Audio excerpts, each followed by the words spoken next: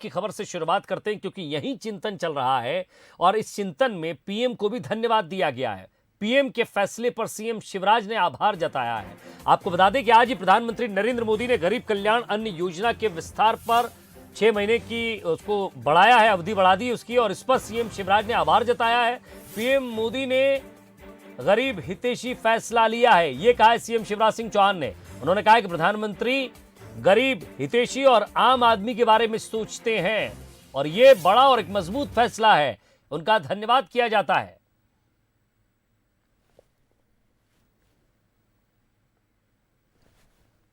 तो ये ट्वीट किया, पहले ट्वीट करके आभार उन्होंने।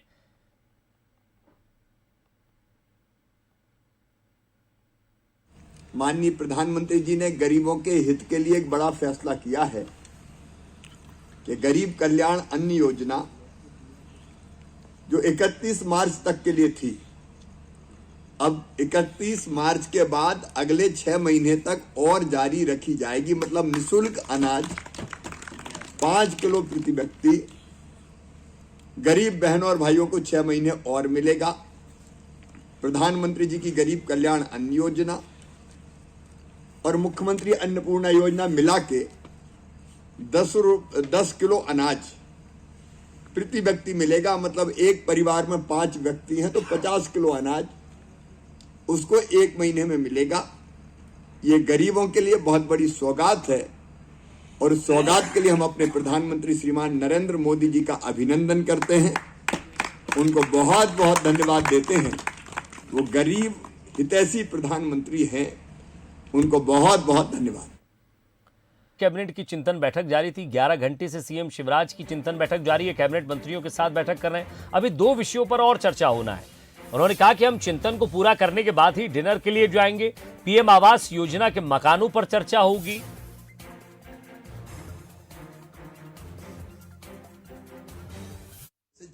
ये मध्य प्रदेश के इतिहास में पहली बार कैबिनेट की चिंतन बैठक लगातार 11 घंटे से जारी है।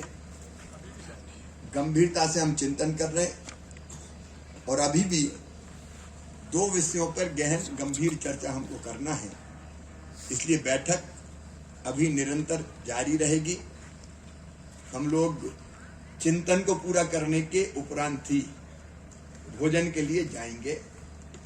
तब तक अगला विषय जो हमारा है प्रधानमंत्री आवास योजना के मकानों का, इसमें दोनों विषय है।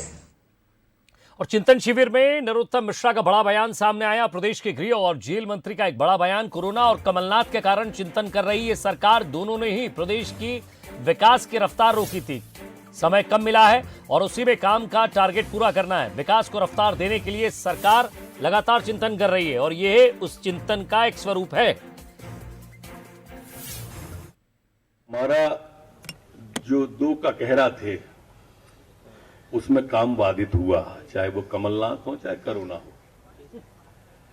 इन 2 ककहरा की वजह से काम विलंब हुआ, तो हमें और तेज चलना पड़ेगा, तभी हम जनता को उतना आउटपुट दे पाएंगे।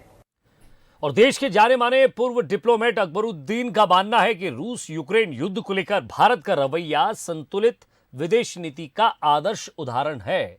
इनका यह भी मानना है कि भारत की विदेश नीति मजबूती से आगे बढ़ रही है और हम जल्द दुनिया के चुनिंदा ताकतवर देशों के क्लब में शामिल होंगे। भोपाल लिटरेचर फेस्टिवल में शामिल होने वाले भोपाल आए इस नामचीन पूर्व डिप्लोमेट ने बंसल न्यूज से खास बातचीत में कहा उन्होंने कि युद्ध कब समाप्त होगा ये कहना कठिन होगा, लेकिन ये लंबा भी नहीं खिंचेगा, क्योंकि ऐसा होना किसी के हित में नहीं है। केरल से आने वाले भारतीय विदेश सेवा के पूर्व वरिष्ठ अधिकारी ने कहा कि अखिल भारतीय सेवा के एग्जाम में हिंदी या अंग्रेजी की कठिनाई को लेकर युवा डरे नहीं। सफलता के लिए भाषा की दक्षता से अधिक महत्वपूर्ण पैशन और प्रतिबद्धता है। अकबरुद्दीन साहब जो मेरे साथ हैं, जो नामचीन डिप्लोमेट हैं, भारतीय विदेश सेवा के एक बहुत ही काबिल अफसर रहे हैं, जिन्होंने भारत का परचम बहुत ताकत से फहराया है, ख़ासतौर से अगर हम यूएन की बात करें। सर, मैं आपसे जानना चाहूँगा, क्या हम उस दहलीज पर आ गए हैं जहाँ से हम देख सकते हैं कि भारत भी उन 6 या 7 देशों में होगा जो दुनिया के नामचीन देश होंगे? इंटरनेशनल डिप्लोमेसी की बात करूँ तो अगर आप जनरल तौर से कह रहे हैं तो ये सही बात है कि आज जो भी एक डी जूरे सिचुएशन होता है और एक de facto situation. De facto situation ये है कि सब लोग मानते हैं भारत एक यूनिक सिचुएशन में है। डी जूरे सिचुएशन ये है कि एक चार्टर बनाया गया था 1945 में और उस चार्टर की अब धज्जियां उड़ जा रही हैं, जैसे कि आप देख रहे हैं कि यूक्रेन में या कई बहुत दुनिया की कई और जगह पर। D jure situation has to now adjust to the realities which are de facto। दुनिया में जितने भी बड़े इशू मुद्दे हैं जो ग्लोबल मुद्दे हैं, उसमें अगर आप एक हाथ पर कोई 5 मुल्क गिनना चाहें, हर उस चॉइस में भारत का नाम बिल्कुल रहेगा। क्या पोलराइजेशन के कुछ नए सिरे उभरते हुए दिख रहे हैं आपको? अगर कहें हम क्रिकेटिंग एनालॉजी में, हम एक स्वीट स्पॉट में हैं कि दोनों तरफ चाहते हैं हमें भारत को वो करने के लिए, लेकिन हमें चाहिए कि हमारा क्या है इंटरेस्ट, उसी को देखकर आगे बढ़ना है। कभी हम एक के साथ हों, कभी दूसरे के साथ हो, मुद्दे के ऊपर बात करना चाहिए और भारत के लिए हम ठहरना चाहिए, ना इनके लिए ना उनके लिए। 9 मई जो डेडलाइन रूस ने दी है, ख़त्म कर देंगे हम युद्ध। अगर युद्ध के बारे में कोई प्रेडिक्ट कर सके तो वो सूदसेर होते या कोई सत्ता बाज़ार में लगा देते अपनी बाजी। तो युद्ध ऐसा है, there are unforeseen consequences and nobody can जज, nobody envisaged it will play out like this, and nobody can envisage how it will play out further. Countries like us need to have peace for our growth. We need not be engaged in these conflicts between one camp and the other.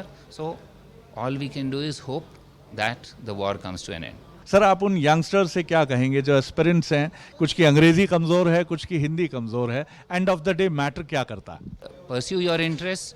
Young people have great opportunities now, and there is nothing that will be left unfulfilled if you diligently pursue your interests.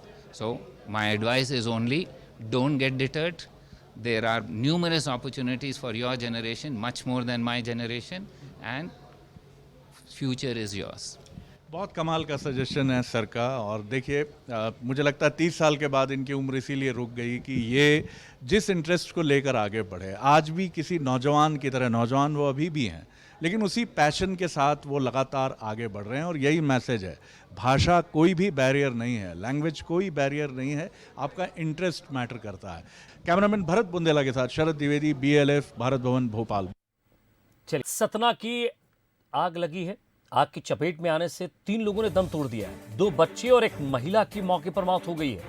Bhainswar गांव के आदिवासी इलाके में एक झोपड़ी में आग लगने से यह हादसा हुआ है। सतना के कोठी थाना क्षेत्र के भैंसवार गांव की यह घटना है। तस्वीरें आपको दिखा रहे हैं। अचानक ये आग लगी, किन कारणों से लगी फिलहाल ये पता नहीं चल पाया, लेकिन पुलिस प्रशासन और तमाम लोग मौके पर हैं।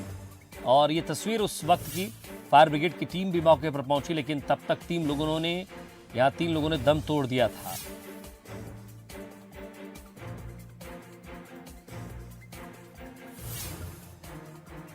तो इसके पीछे कोई साजिश तो नहीं?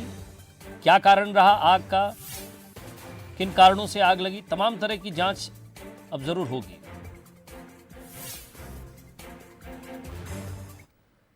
बालोद लिए चलते हैं, जहां शॉर्ट सर्किट से ट्रांसफार्मर में आग लगी है। आग से ट्रांसफार्मर पूरी तरह ब्लास्ट हो चुका है। आग ने कच्चे मकान को भी चपेट में ले लिया है। तो पास रखा सामान भी जलकर खाक और पैरावट भी जलकर खाक हो गई है। आग बुझाने के लिए ग्रामीण तमाम तरह के प्रयास कर रहे हैं।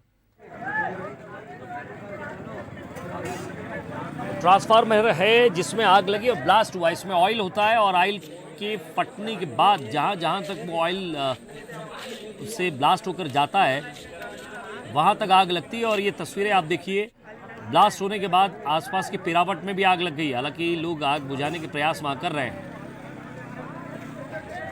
मोहंदीपाट गांव की ये घटना है।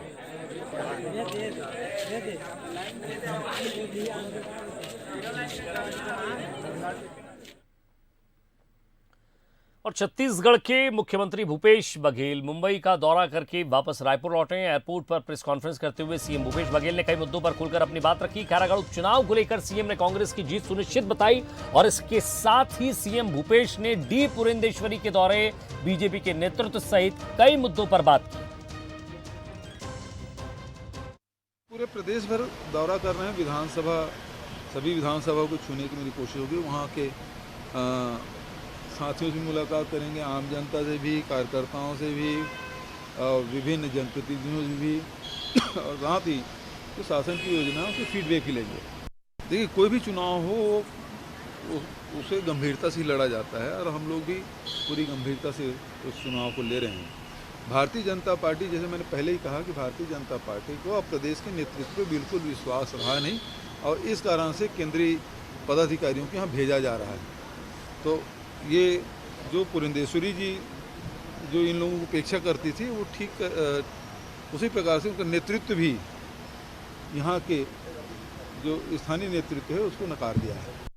इसका मतलब ये है कि भारतीय जनता पार्टी प्रदेश के नेतृत्व को पहले से नकार रही है। उसका एक बार फिर से ये लोग सर्टिफाइड किए हैं कि यहाँ के प्रदेश के नेतृत्व में कोई दम रहा नहीं और इस कारण से बाहर के नेतृत्व को लाया गया है। कल एनएसयूआई के हमारे पदाधिकारी आए थे और उन्होंने ऑनलाइन परीक्षा की मांग की है। कल एनएसयूआई के हमारे पदाधिकारी आए थे और उन्होंने ऑनलाइन परीक्षा की मांग की है।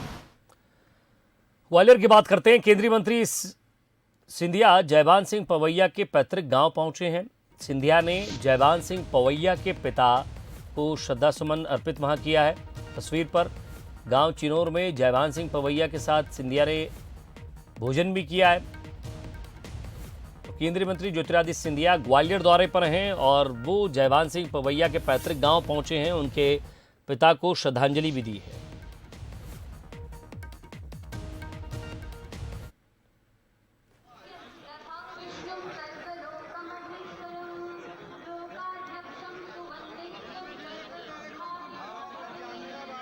तो ये भोजन की तस्वीर उस समय जब श्रद्धा सुमन अर्पित करने के बाद वो भोजन करने पहुंचे थे और साथ बैठकर एक कुर्सी पर बैठकर भोजन किया। ये तस्वीर आप देखिए, राजनीति की ये तस्वीर पहले लगता था कि असंभव है, लेकिन ये कहते हैं कि राजनीति में कब क्या संभव हो जाए आप नहीं कह सकते, और ये तस्वीर उसी का एक उदाहरण है। और जबलपुर के रानी दुर्गावती विश्वविद्यालय में 3 दिवसीय 28वें आत्मनिर्भर अंतर्राष्ट्रीय सम्मेलन का आयोजन किया गया है, जिसमें मुख्य आयोजन समिति साइंटिफिक सोसाइटी की तरफ से डॉक्टर स्तुति वीडी शर्मा को उनके कार्य कौशल के लिए उत्कृष्ट महिला वैज्ञानिक पुरस्कार से नवाजा गया है। यह पुरस्कार कुलपति कपिल देव मिश्रा और समन्वय समिति की मौजूदगी में डॉक्टर स्तुति शर्मा को सौंपा गया है।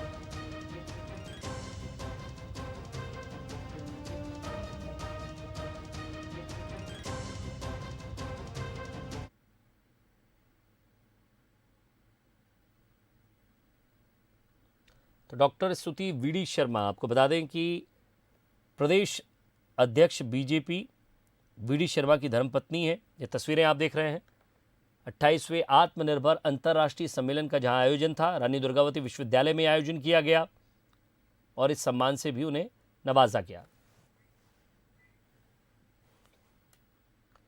और पड़ोसी मुल्क पाकिस्तान में सियासी हलचल तेज हो गई है और इमरान खान का प्रधानमंत्री का पद कब तक है, ये खतरा ही है।